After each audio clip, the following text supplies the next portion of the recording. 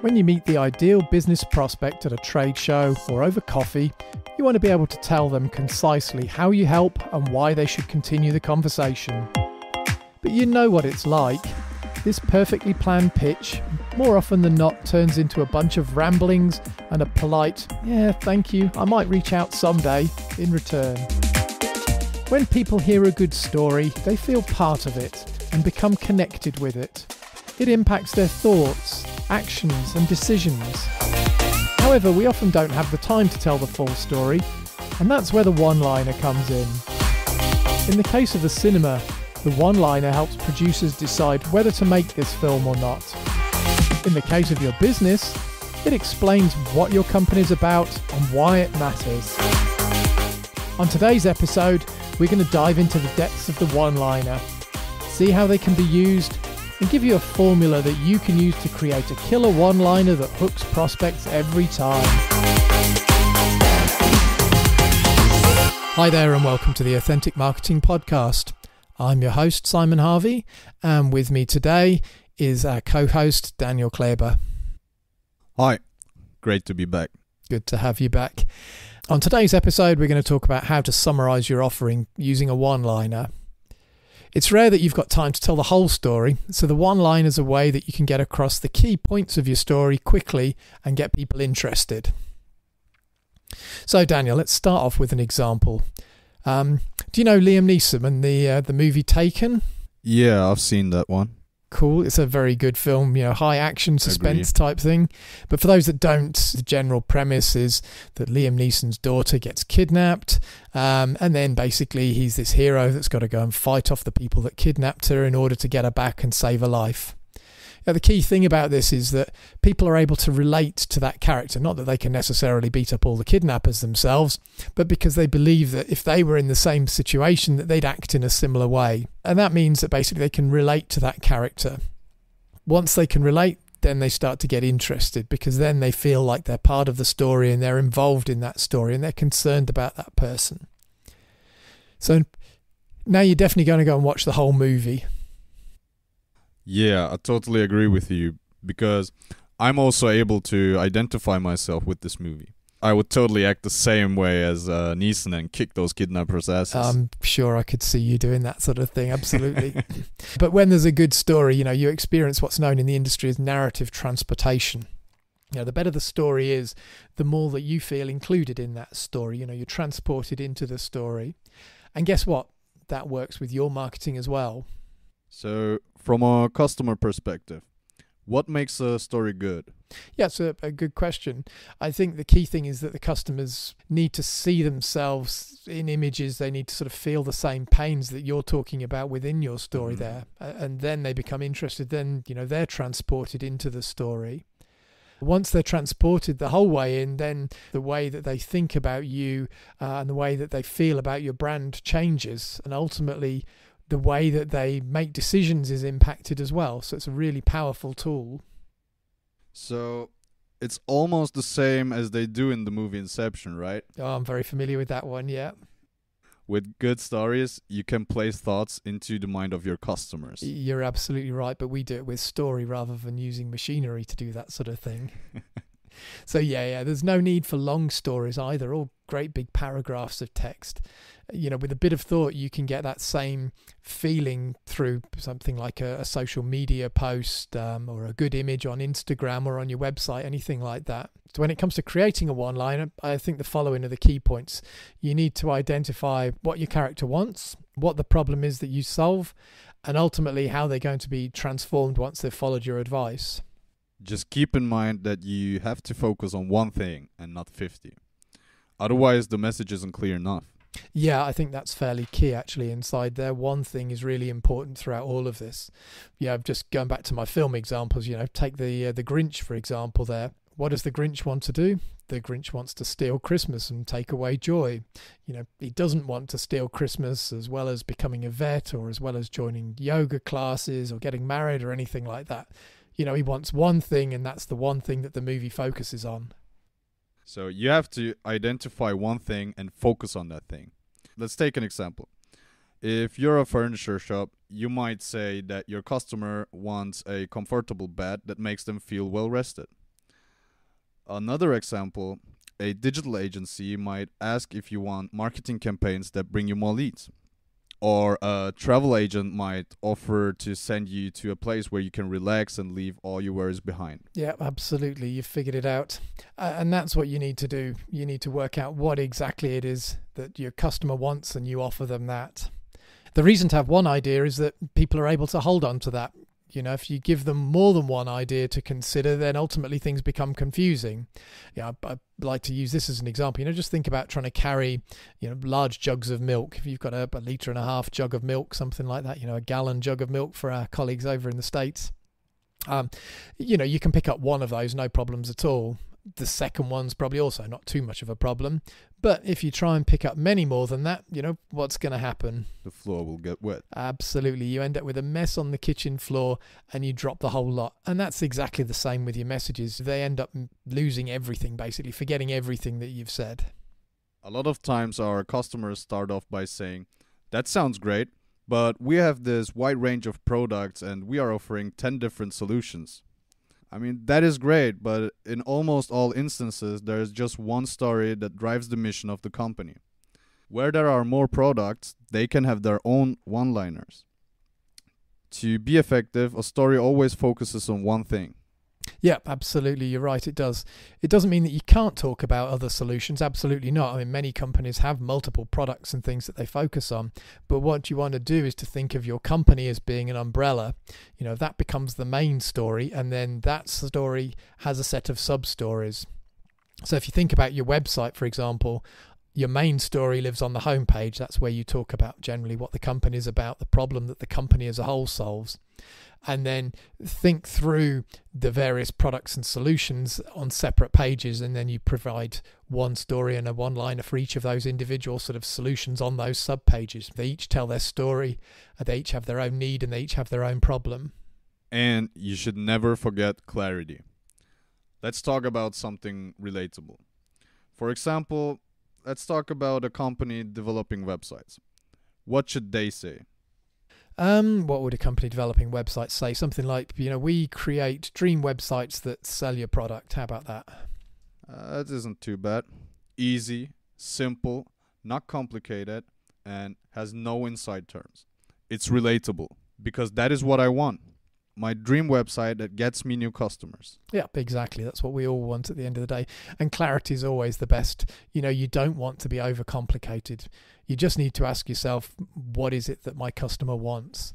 And answer it in one simple sentence. It's as easy as that. So now we've discussed the theory, let's take a look at the framework that you can use to build a great one-liner.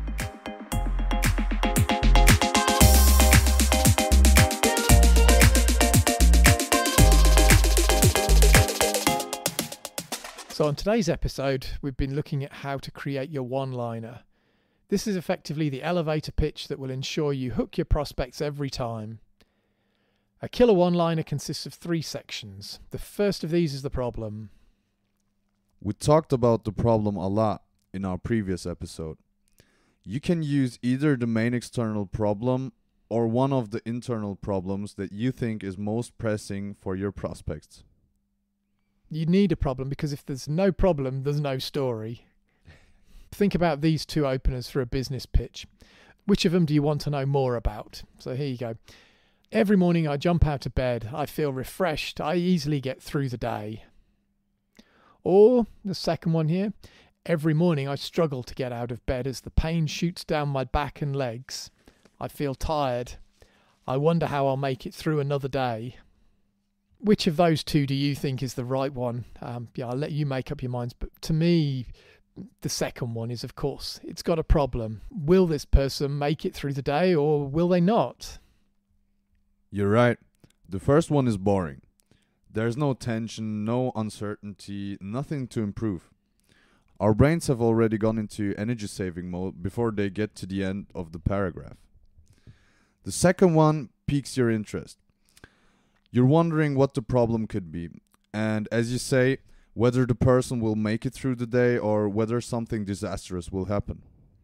Yeah, so many people start their pitches with a set of facts. I'm sure you've felt yourself do this. You think about the way you've started things in the past when you meet someone at a trade show for the first time, for example. How often have you started with something like, I help clients generate new leads, or our product makes tea and coffee and serves you with a biscuit of your choice, or I'm the regional SAP representative, or whatever your brand happens to be that you represent. These might all be very valid and important things, but there's nothing in there that will hook people. It's all about me. It's all about us and the company. And don't forget, when we're talking about story, your story should always be about the hero, your customer. I would say that another reason for starting with a problem is that you instantly create a connection between the issue that your ideal customer has and the solution that you provide. We talked about this a lot last week. If I need to get from A to B, then I can call Uber. If I don't know the answer to the question, then I Google it.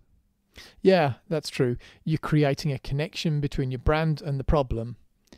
This also leads to the third reason that you want to do this, which is value. If I'm going to go out there and say that, for example, I'm an SAP partner, or again, whatever that brand may be, then prospects are immediately going to put me in the same bucket as every other SAP partner. They're going to look at the services that we offer, they're going to look at the rates that we charge, and they're going to choose according to the cheapest that does, in whatever their mind is, what they want. So by starting with the problem, you're immediately jumping to an area where this prospect sees a need. They already have value associated with that problem. They may be understaffed and need someone to write highly technical content, for example. Or they may be unable to manage their rapidly growing number of employees. These are all good problems that you could offer a solution to in your one-liner. And if you position yourself as a problem solver, then your value to them is based on the cost of that problem, and it's not directly associated to what your competitors are charging. The final thing I would say about this is not to try to include every problem your customer faces in your one-liner. Name only one problem and make it the biggest one. Yeah, avoid information overload. We've mentioned that before. So let's move on to the next part, the solution. Now that you've stated your problem, your customer is ready to hear how you're going to solve it. We're all in business because we provide the solution to a problem. Everything we buy is just because it solves a problem that we happen to have. In the case of the person with the back pain that I mentioned earlier, the problem statement that we might want to use might go something like, we provide a non-pharmaceutical way to numb the pain associated with trapped nerves. One thing not to forget, and this is very important, is how your problem and solution are connected. A common mistake that people make at this stage is to come up with a solution statement that's not connected to the main problem. Your driveway is covered in weeds. We sell electrically operated gates. These don't relate. If you're selling electric gates, then the problem needs to be related. You could use something like, keep your property safe. We sell electrically operated gates. Yeah, exactly as we spoke about before. You want it to be as clear as possible. So keep your property safe. We sell electrically operated gates. Exactly right. Try to avoid what I'd call cute and clever language. Try to avoid things like jargon as well. People want to hear a simple solution to their problem. So rather than trying to be too wordy or using industry jargon, just keep it clear and simple. The last part that we want to talk about is the result. This is the part everyone is waiting to hear. It's the culmination of the story. In the results statement, you want to think about the success your heroes achieved, or the transformation they've undertaken. So go back to your brand script, and I want you to use language from those sections. For example, if we're talking about windows, you could say that the solution is, we provide double glazed windows. But if you want to take that a step further, you might want to add which results in. So then you'd get something like, we provide double glazed windows, which results in a warm and cozy home. Now you see what you're selling is not only the windows, but you're also selling this idea of a warm and cozy home that people might like. Or going back to my back pain story again, the result there might be just living a normal life once again. So the result should focus on the successful outcome for your customer and how it will improve their life. It should be clear with just 1 or 2 success points. And of course, it should be realistic, promising only what you can deliver. So now you just have to connect all 3 of your parts: problem, solution, and the result. Yep, problem, solution, result. Let's put it together and see what we get. So going back to my back pain example, I think I'd say something like, every morning millions of people struggle to get out of bed. As pain shoots down their back and legs, they feel tired and wonder how they'll make it through another day. At Sciatico, we provide a non-pharmaceutical way to numb the pain associated with trapped nerves, allowing long-time sufferers a way to enjoy a normal life once again. So there you have it. A great one-liner that you can use as an opener to conversations at your next trade show. Or you can put it on your website, in emails, or everywhere where you talk about your business. When you start using your one-liner, you will start to see people show interest in your business. Thanks, Simon.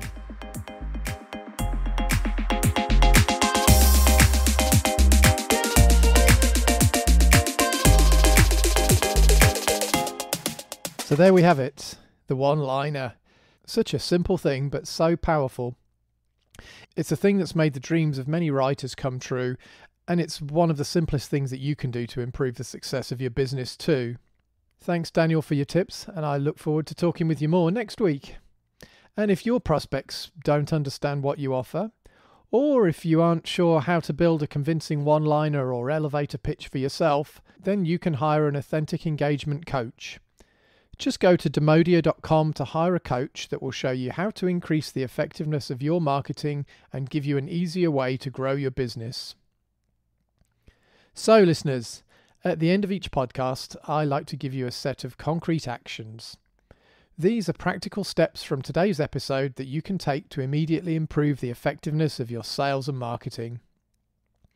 In our conversation today, we talked about the one-liner and how to build a captivating elevator pitch that engages your prospects within a few seconds. So for today's concrete steps, I'd like you to think about how you open your conversations with new contacts and create a one-liner for your business.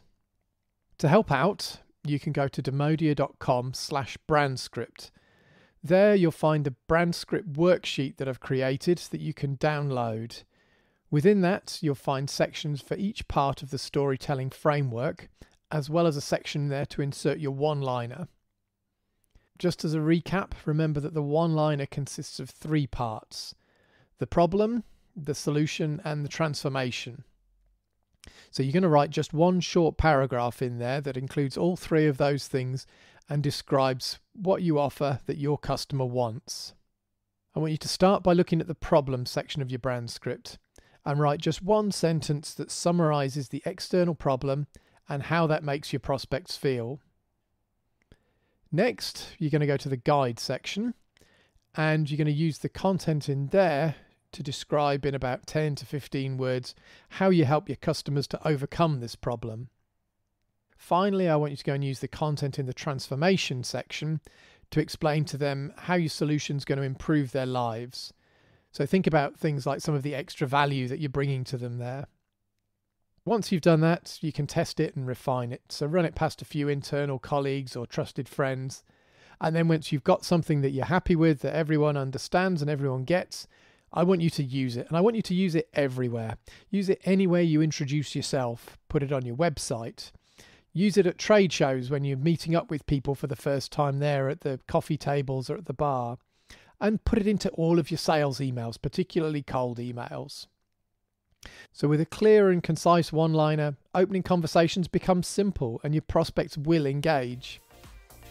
So that's all for today's episode.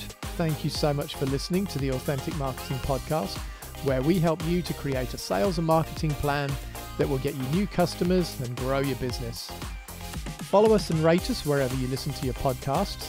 And don't forget to join the conversation on LinkedIn. We love to hear what you want to learn and how we're helping your business to succeed. See you next time.